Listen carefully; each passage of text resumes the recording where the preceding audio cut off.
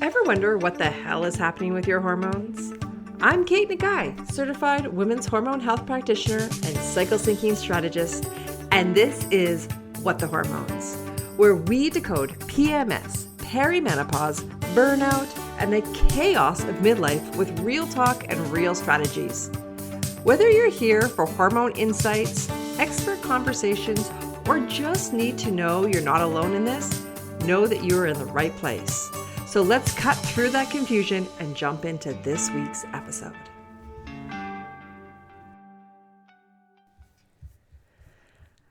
A few weeks ago, I went to Nashville for a conference. You may have heard me talk about it if you follow me on social media or on my newsletter. It was 4 days away, and it was so great just to have to worry about me and take care of me. But before I left, I did something that I think many of us ladies have done. I created a document for my husband called How to Keep My Kids Alive.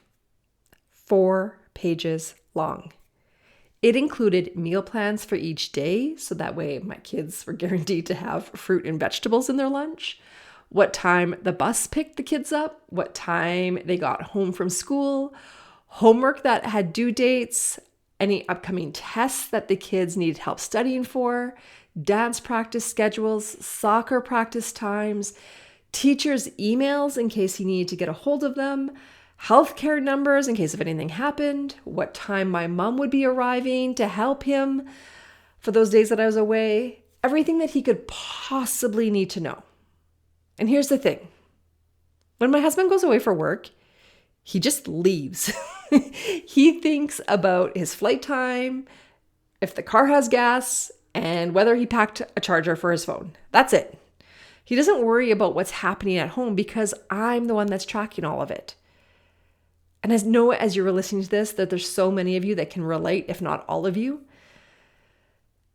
Here's the thing. As I was sitting on the plane, feeling completely exhausted from hustling all day to take my evening flight, I realized I spent over an hour documenting my entire life so that I could just leave for 4 days. And a little bit of resentment started to bubble up. But here's the truth. If I'm being honest, I would do it all again the exact same way because I wouldn't want my kids to suffer by me leaving without having their dad equipped to create the ease in the home that I create. And if that hits you right in the gut as you're listening, I encourage you to keep listening because today we're talking about something most high-functioning women don't realize they're doing until their body forces them to stop. We're talking about the difference between being resilient and being adaptive, and how being strong can become the very thing that traps you. Okay, so let me tell you how this started for me.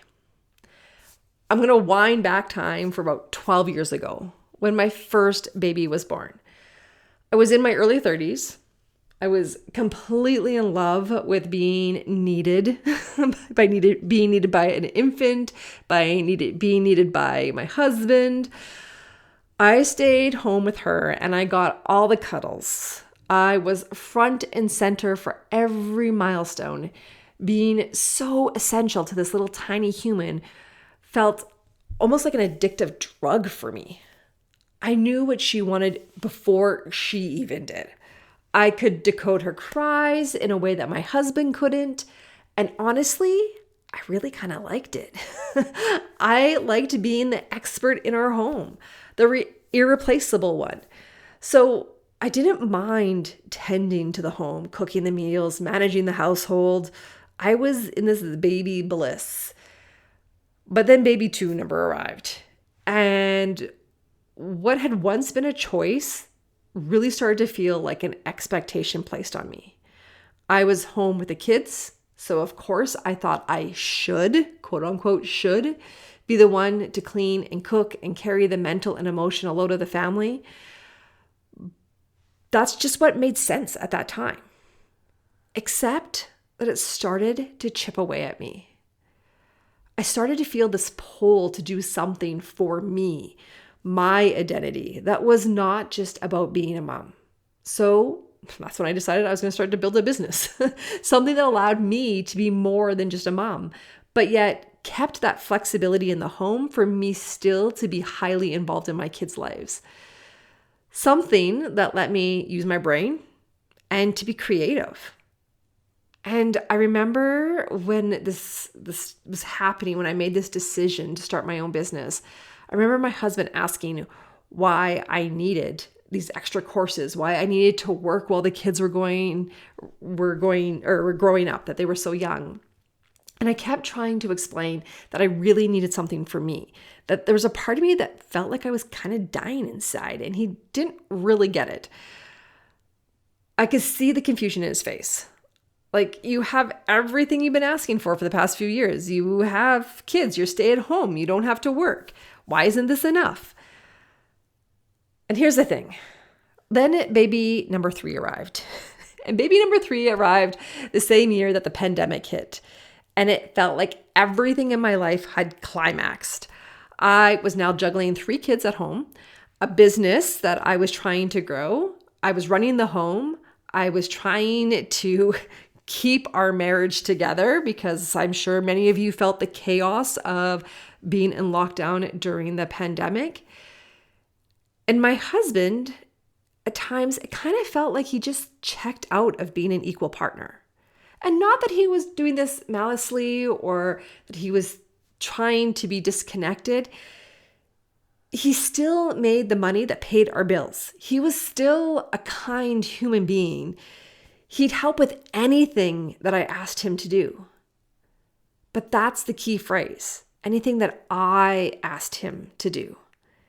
He didn't see what needed to be done.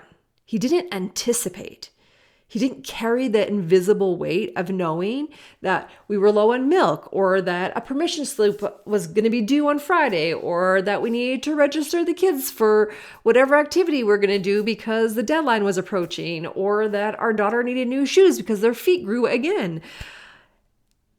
I was the one that was getting up at 7 a.m., making the breakfasts, counting the amount of time our kids were on screens, planning activities to get the kids outside, setting up play dates, hosting those play dates, registering them for extracurricular activities, booking all the doctor's appointments, dentist appointments, eye appointments, school registration. The list goes on with how many things you have to book as a parent. And the resentment really started to build because it felt like a lazy partnership in my marriage where he could just say, but I am helping. Well, I truly was feeling like I was dying inside, knowing that the help only came when I delegated it, that I was the one who had to be on all the time, predicting everyone's needs, including everyone's emotional needs. Here's what I didn't know then. I wasn't being resilient. I was adapting. And there is a massive difference between those two. Resiliency means you're bouncing back with rest and recovery. You stretched and then you return to center. Adaptation means your body learned to function in a survival mode indefinitely. You don't bounce back. You just keep pushing. Your nervous system rewires itself to operate under constant stress as its new normal. And here's the brutal part. Your body keeps receipts even when you don't feel stressed. A Yale psychologist, and I'm going to mess up her name here, named Dr. Emma Seppala, Seppala. She tracked 340 professional women's brains for 18 months. And you know what she found? Women were processing 127 decisions before 9 a.m. Their male partners averaged 31. 127 versus 31. And the gap wasn't about responsibilities. It was about that invisible tracking. Appointments, low milk, tomorrow's outfits, who needs permission slips signed, what's for dinner, but also what needs to be defrosted now so dinner can happen at 5:30. Brain scans showed that women's prefrontal cortex never disengage during rest. Their mental tabs stay open. Men can compartmentalize. Work ends at 6 p.m. for them. Women's systems ran 24/7, burning through glucose that was meant for strategic decisions. This creates what Dr. Sapella calls decision fatigue debt. So by afternoon, women have spent their entire cognitive budget on micro tasks that no one even acknowledges. So when it comes time to making career decisions, parenting decisions, life decisions, they're making them with an exhausted brain while their partners approach it with a fresh brain. And there's more. There was another study done in 2024 that looked at 30 household tasks and asked who actually owns both the planning and the doing of that task. Out of the 30 tasks, there was only one task where men fully carried both the mental load and the execution. Can you guess what it is? Taking out the garbage. Everything else, the thinking, stayed with the woman. Now, that doesn't mean that partners don't care. It means the mental load is invisible to the person who's not carrying it. And when one partner holds the entire mental map alone, the cost shows up in stress, burnout, and hormonal chaos. Because here's what happens hormonally. In the first half of your cycle, estrogen is pulsating through you. You become a yes woman. You feel the pull of that outward energy. You take on extra tasks. You offer extra emotional connection with your kids, more cuddling, more listening to what happened in their day and, the struggle that they're having and coaching them on how to navigate conflict. You volunteer excessively to help other people. Even your family members. This isn't just community volunteering. This is volunteering your time and services to family members. You go because that's how estrogen primes your body. But then you move into the second half of your cycle and estrogen dips and progesterone takes over. Now, progesterone is supposed to be that hormone that calms and soothes and nurtures the nervous system. It's the one that asks you to slow down, to set boundaries, to take care of yourselves. It's actually the hormone that's like kind of tapping the brakes, making you pause and slow down a bit. But two things happen here. One, you keep pushing because you're not used to slowing down. Things have to keep being taken care of. Think of my list that I created to go to Nashville. Stuff had to be tended to even if I was not here. The second is many women haven't set up boundaries in the second half of their cycle, so people keep expecting from them. And then because we've been trained to be these yes people, we keep saying yes, even though we don't have the energy. So you say yes to a play date during ovulation that's actually scheduled out 2 weeks from now. But when that play date arrives, you're already a few days away from your period and you're feeling exhausted. You don't have the energy, but yet you still show up. You still push through rather than canceling. And your luteal phase, that's when your body shows up with all of those stress receipts. The stress you experienced 2 weeks ago, your period now arrives with a bill. The PMS rage, the insomnia, the crying, the sore breasts, the brain fog, the what feels like excessive snapping at everybody in your home. Your body is screaming at you, and you've been seeing it as that you're failing, that you're not a good mom, or that you dropped the ball again, or that you just don't have the energy. And why can't you have the energy? Because everyone else on social media has the energy. Before we keep going, I want to share something with you. If you've been listening to this podcast for a while and you're thinking, I'm ready to go deeper, like really understand my cycle, heal the burnout, and reclaim who I am beneath all this stress and all these symptoms, registration for Cyclical Reclaiming You is now open. This is my 9-month signature program where we don't just learn about hormones. We learn the language of your cycle. We use hormone hacks and cycle syncing tools, and we reconnect you to the feminine wisdom that's been there all along. It's deep, it's transformative, and it's designed for women who are ready to come home to themselves. If that's you, head to sherevival.com/cyclical. The link is in the show notes below. All right, let's dive back into this episode. This is really important for so many women to understand. As much as I said that nervous system, is the hormone that nurtures the nervous system, it can't do that if our nervous system is fried and our progesterone isn't being created in our body because we're so stressed out. So my breaking point came when I realized a few years ago that I was in full burnout.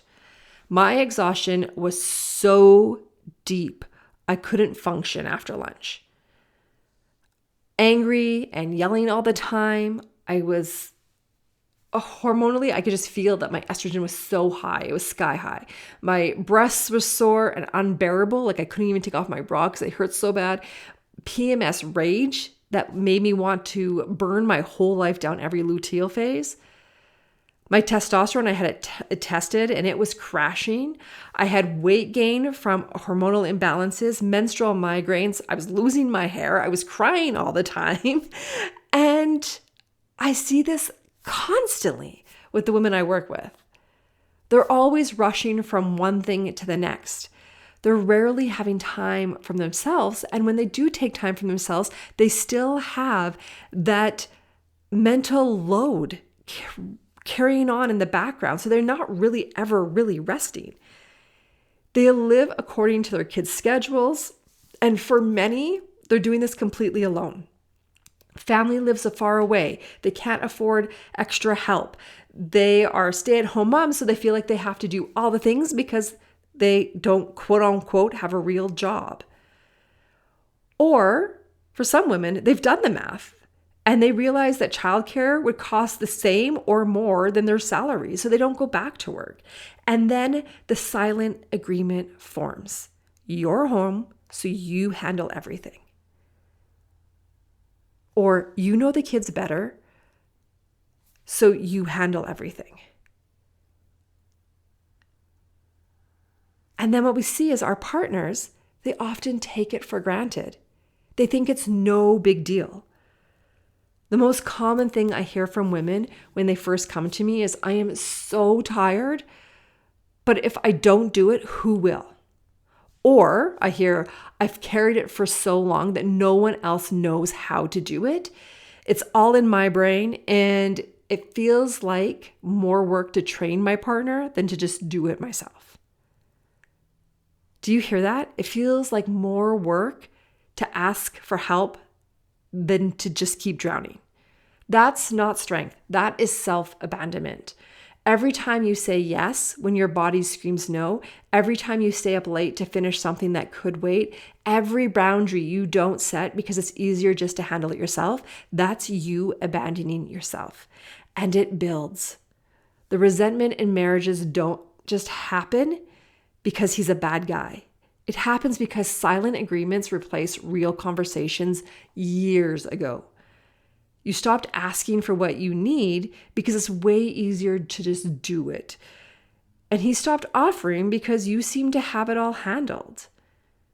And then often it feels like intimacy gets replaced with logistics.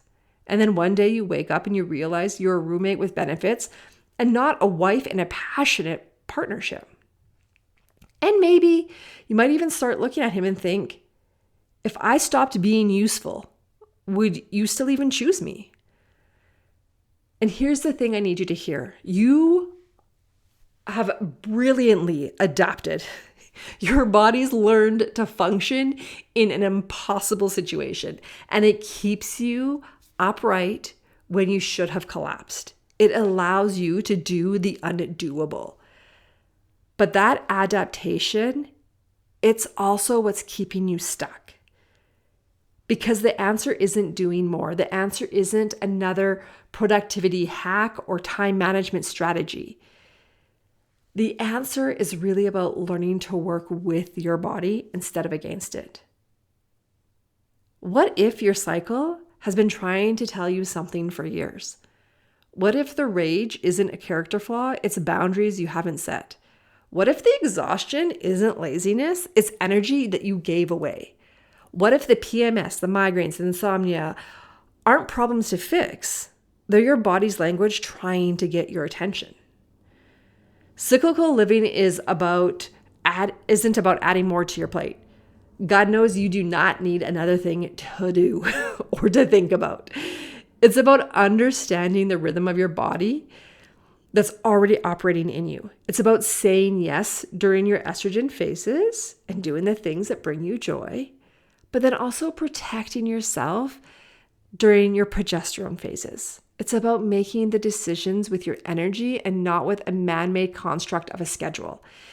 It's really about reclaiming your body as your ally instead of treating it as an obstacle. Cycle awareness and cycle syncing can be your greatest strategic tool. So let me give you 3 ways to start breaking that adaptive behavior right now. So the first thing is, before agreeing to anything or offering help that's dated out on your calendar, so you know when you're like, oh yeah, I can take Nana to the doctor's appointment 2 weeks from now. So those kind of things where you're saying yes, but it's not happening immediately, it's happening out on the calendar. Check where you are going to be in your cycle. If it's going to land in your luteal phase the week before your period, it's really helpful for you just to say, I need to get back to you on that. That buys you some time to actually think about whether this is something that you want to do, knowing that your energy is going to be really low that day. I had to do this the other day with a field trip that my daughter really wanted me to volunteer for. It was a swimming field trip. A half day at the pool with about 28 10-year-olds. And I knew instantly that this was going to land a few days before my period. So I wasn't going to be bleeding, but it was an absolute no in my body. I just knew I'd be miserable. It's not something that would bring me joy. I'd be so tired. All the sound would be too much for my ears. The old me would have said yes immediately because I didn't want to disappoint her or let her down, or perhaps because I'm supposed to be this involved mom. But the new me really protected my luteal phase and was like, nah, I need to say no to this one because my life depends on it right now. Okay, the second strategy for you is to start having home business meetings. In our family, we treat the home as a business.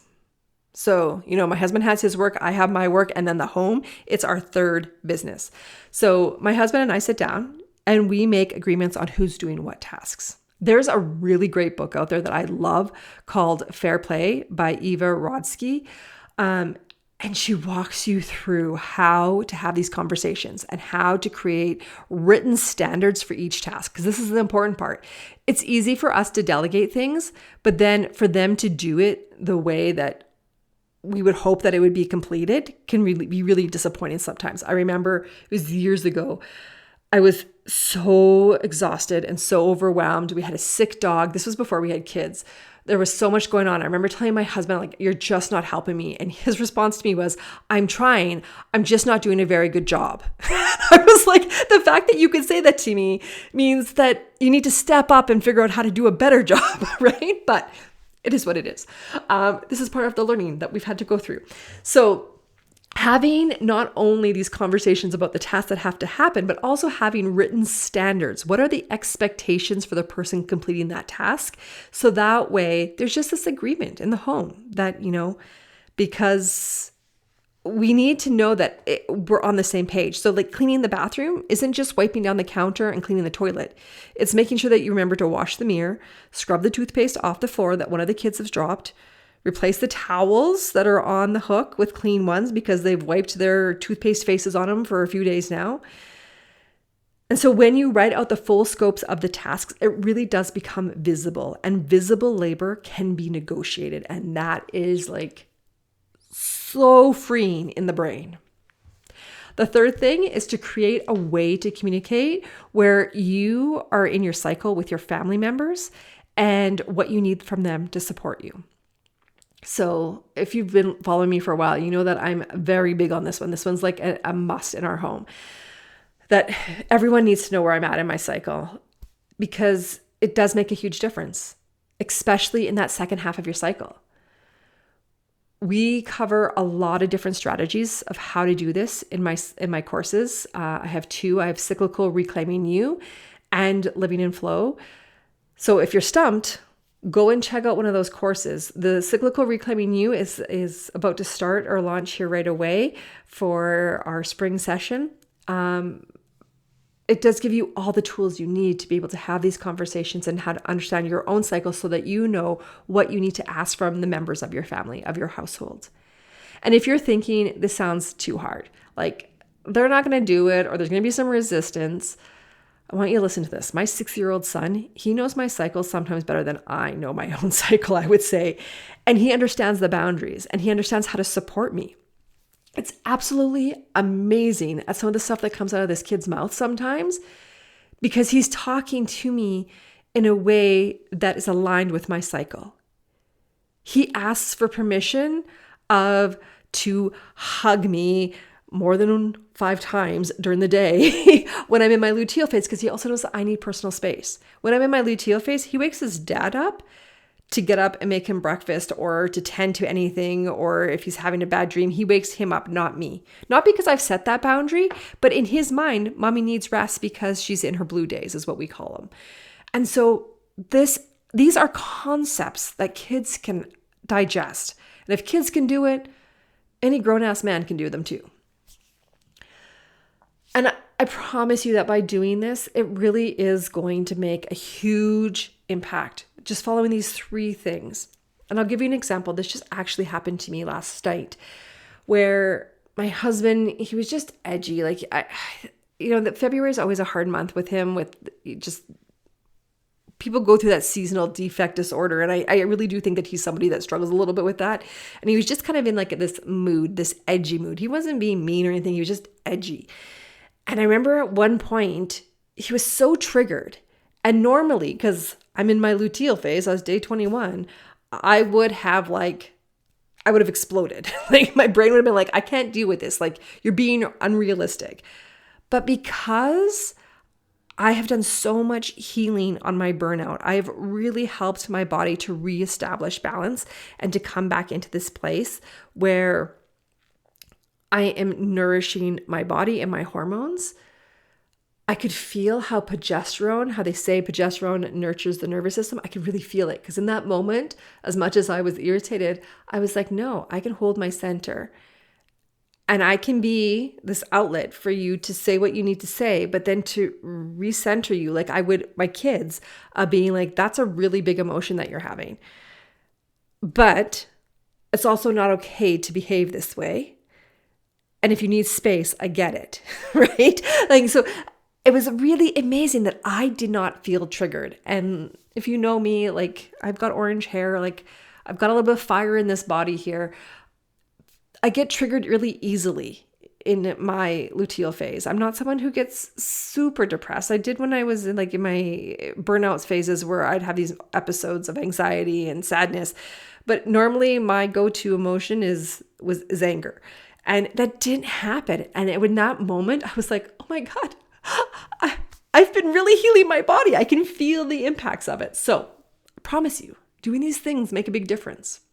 So these 3 things, they're not going to fix everything overnight, but they will start shifting you from that adaptive survival mode into intentional cyclical living. And that shift, that is really where the magic happens. So if you recognize yourself in this episode, if you feel that gut punch of holy shit, she's describing me, you're not alone. You're not too far gone down the rabbit hole here. There is so much that we can do. And like I just mentioned a few minutes ago, I am opening the doors to the Cyclical Reclaiming You program. Doors are opening on March 1st, and we're starting at the end of the month, because I know there are women out there that are ready to start running on the fumes and that are ready to start living a life where they're really reclaiming themselves, reclaiming who they are, their energy, coming into alignment with their cycle, and just feeling all the things we can feel when we're balanced and when we're healed and when we are tended to. And that's what this is all about. So this isn't just a program about balancing hormones. It's really about understanding why you've been blindsided by your hormone shifts.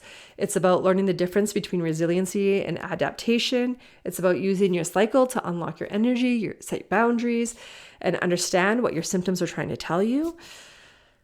So it can be really helpful if you're somebody who's been struggling to really find a center for yourself.